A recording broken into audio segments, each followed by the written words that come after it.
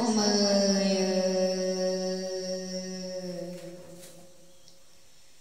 hay ơi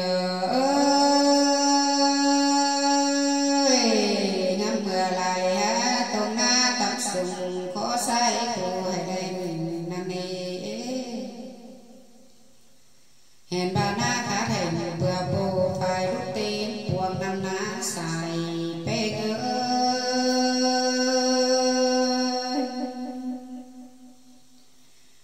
anh bà nông luồng lầy qua tông bên thầm ơi khẩu chẳng sầu đường man bám xuống mỏng dĩa tê ná xuống mơi hey ơi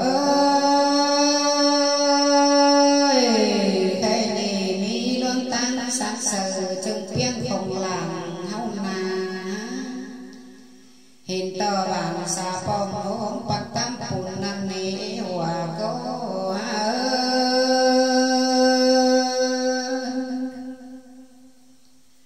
chẳng bà tên phùng ai kỹ sự biên mẫn tăng hèn hơn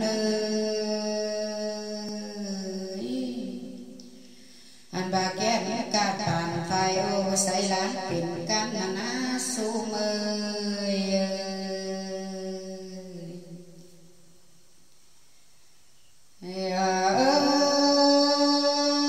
ơi bát ma khay này chẳng bà là chẳng bà quá phê ngà nọ chẳng hiện to phán phán tặng càng lấy năm teo năm này phê ngà nọ xa chắc dầu lại chân của đích to sùn năn ná xài phê ngờ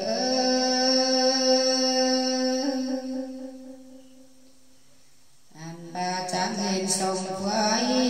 mượn thùng khẩy được đốt bịt tàn ngân ơi nam bảo hẹn lại càng lại phung sụt sụt đeo ná su mơi ơi ôi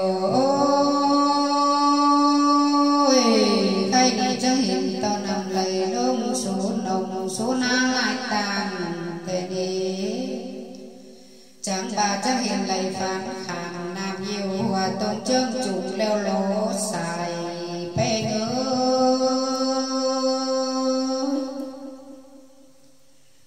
anh bà mường cao xây khai sùng dân hôm kỳ năm hơn ơi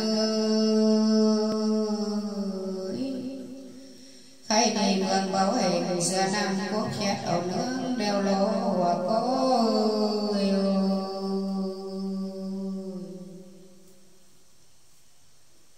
hey ơi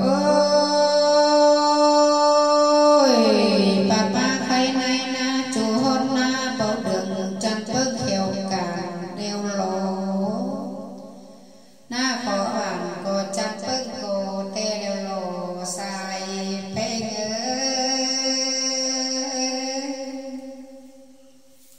hình tờ tên tung đeo có trẻ mộng lên na na nơ tớ ta ngại cây nông phải sống mua leo lố hòa có ơi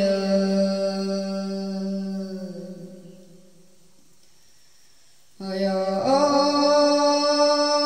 ơi anh đi là quan áp bên ơi mền bà mi luôn bùn rác bàn mình mương là tặng mi na khẩu chẳng mà nó sâu muỗng răng thùng căm mà lố bê nhà nó anh này là qua chùa hơn bao phở mà bao hà phứa mắn bờ tàu leo lô dường có khẩu bề pha tên hàng lại không